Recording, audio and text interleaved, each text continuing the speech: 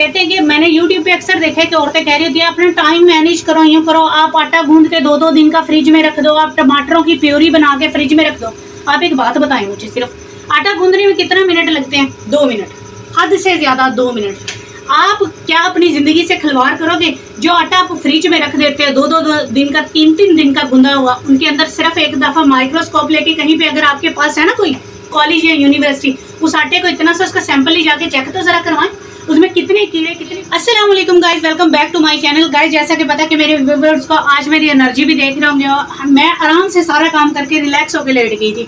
मैंने कहा कि अब फारिग हुए काम से, लेकिन आपको जैसा कि पता कि इनके पापा घर पे हो तो पॉसिबल ही नहीं है।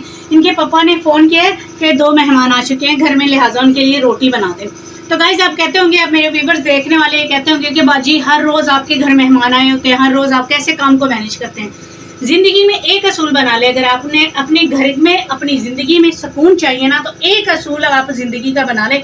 यकीन माने आपकी जिंदगी आप अपनी बाजी के कहने पे अमल कीजिएगा, एक दफा सिर्फ आप खुद मानेंगे कि वाकई बाजी आपने जो काम कहा था ना बिल्कुल ठीक है। असूल ये कि इसे क्या कहते हैं, रात को सिर्फ रात का काम करना है अपने। रात को सिर्फ और सिर्फ आपने अपना किचन ना नीट एंड क्लीन करके ना बर्तन वगैरह धो के आप रख दिया करें, और ना बस बाकी आपका कोई काम ही नहीं है। अब आप कहेंगे बाजी ये क्या हुआ, ये तो काम हमने कर लिया है। जब आप सुबह में उठेंगे, अगर आपके बर्तन गंदे होंगे, किचन गंदा होगा, पहली बात तो ये कि घुसने का दिल ही नहीं करता। दूसरा ये, सुबह जब बच्चों ने स्कूल जाना होता है, सारी बच्चियां बच्चे जितने भी पढ़ रहे होते हैं वो बाहर जाते हैं काम के लिए, हमने बनाना होता है नाश्ता।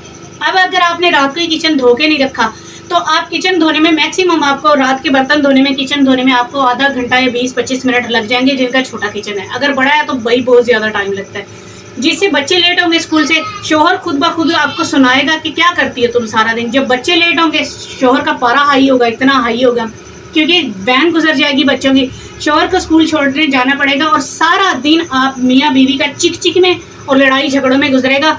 बच्चे अलहदा चिक चिक करेंगे और बच्चों की जो टीचर्स हैं वो चिक चिक करेंगे, क्योंकि एक पीरियड उनका गुजर चुका होगा। लिहाजा मेरी इस बात को ना गिरा से बांध ले आप कि सुबह के रात के टाइम में अपना किचन धो के सोगे ना, यकीन करो आपका सारा दिन हो गया ना फ्रेश। सारा दिन ना, जब आप सुबह सुबह नाश्ता टाइम पे काम पे चला जाएगा तो बिल्कुल चिक चिक नहीं होगी, शोहर भी अच्छे मूड से घर से बाहर निकलेगा, और आगे जाके वो अच्छे मूड से ही सारे काम काज करेगा, और शाम को फिर अच्छे मूड से ही वापस आएगा।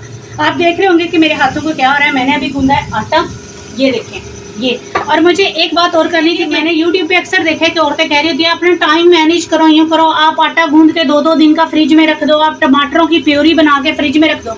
आप एक बात बताएं मुझे, सिर्फ आटा गूंदने में कितना मिनट लगते हैं? 2 मिनट, हद से ज्यादा 2 मिनट। आप क्या अपनी जिंदगी से खिलवाड़ करोगे? जो आटा आप फ्रिज में रख देते हैं 2-2 दिन का, 3-3 दिन का गुंदा हुआ, उनके अंदर सिर्फ एक दफा माइक्रोस्कोप लेके कहीं पे अगर आपके पास है ना कोई कॉलेज या यूनिवर्सिटी, उस आटे को इतना सा उसका सैंपल ही जाके चेक तो जरा करवाएं, उसमें कितने कीड़े पैदा हो गए होंगे। आपको यानी कि अपना टाइम मैनेजमेंट आपने देखनी है। 2 मिनट के आटे में मुक्की नहीं आप मार सकती, नहीं। आपने वो 2-2 दिन का फ्रिज में रखा हुआ सड़ा गला बच्चों का खुद खाना है, कैंसर की बीमारियां फैलानी है आपने, फिर आपने डॉक्टरों के पास भागना है। भाई गलत। जो चीज फ्रेश है भाई वो फ्रेश है, जो चीज आपने फ्रेश बना ली वो बना ली, और उसी वक्त खा लो। यकीन करें, मेरी पूरी कोशिश होती है कि मेरे घर में आटा ना बचे। अगर बच्चियां भी गूंद रही हैं तो मैंने सख्ती से मना कर देती हूँ, आटा बचना नहीं चाहिए। अगर हमारा आटा बच भी जाए, हम इस्तेमाल नहीं करते हैं उसको।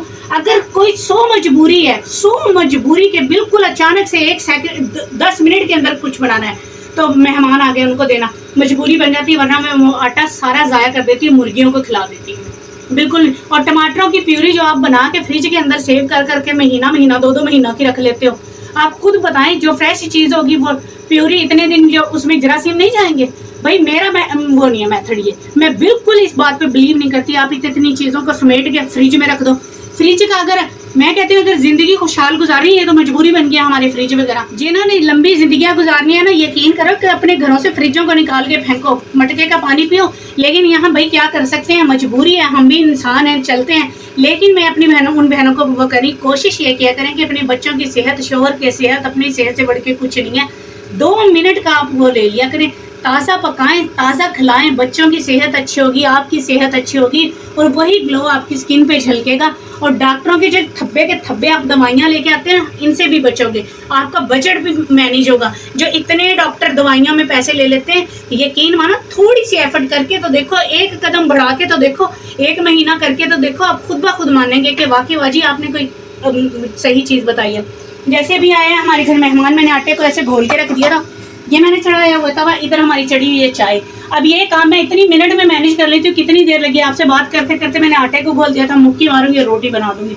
तो गाइस अभी मैं बनाने लगी रोटी, और आज हमने बनाई थी, मैंने नहीं बनाए, आज इनके पापा ने सुबह सुबह ही बना दिए थे आलू और गोभी। ये इनके पापा कभी भी सुरख मिर्च में हंडी नहीं बनाते, वो जब भी बनाते हैं इन मसाले में हंडी बनाते हैं, वो जब भी हरी मिर्च हंडी बनाएंगे वो इस तरह हंडी बिल्कुल भी नहीं बनाते।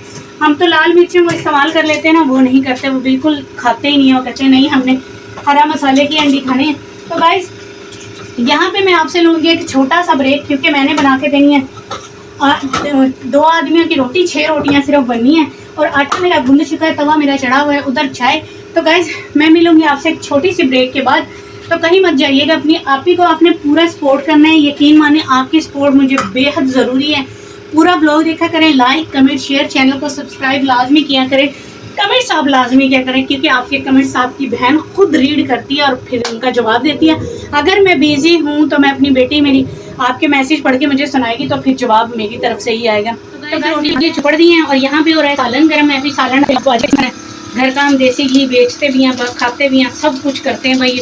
अपना वो कहते हैं ना कि हमारे दूध के पैसे बच जाते हैं, दूध हम मोल ले लेते हैं, लेकिन ये है कि अपना बजट को मैनेज करके चलते हैं। तो घी और मक्खन हमारे घर का होता है, और हम जिससे आजकल दूध मंगवा रहे हैं ना, उनकी ताज़ा भैंस है ना, वो जिसको कहते हैं सुई या ब्याई है, तो उससे ना दूध में से अजीब सी आ रही है हमक। तो इस वजह से मैं ये चाय में डालने लगी हूँ 1 अदद इलायची, ताकि इसकी ना खुशबू रहे अच्छे से। तो इतना गाइस ये रोटी दे के आएंगी, तो इतना हो जाएगी हमारी चाय तैयार। तो गाइस ये मैंने डाल दिया सालन भी आपके सामने। यही हमारी ज़िंदगी के छोटे छोटे वो हैं ब्लॉग वगैरह, सालन ज़्यादा डल गया 2 आदमियों के हिसाब से। तो गाइस ये छोटी छोटी रूटीनें हम दिखाएंगे भी, ये मेहमानों को हम देंगे चाय। यहाँ पे मैंने कप वगैरह सब धो के रख लिए हैं। तो गाइस आई होप आपको मेरे ब्लॉग्स पसंद आ रहे होंगे, मेरी एफर्ट, मेरी लगन, मेरी मेहनत पसंद आ रही है। तो उसके लिए हमारे पे अपना प्यार बरसाइए, लाइक कमेंट शेयर कीजिए। तो गाइस अपना ढेर सारा ख्याल रखिएगा। मिलते हैं कल के ब्लॉग में नए जज्बे, नई उमंग, नए लगन और नए दिन के आगाज़ के साथ। तब तक के लिए अपनी बहन को दीजिए इजाज़त। अल्लाह हाफिज़।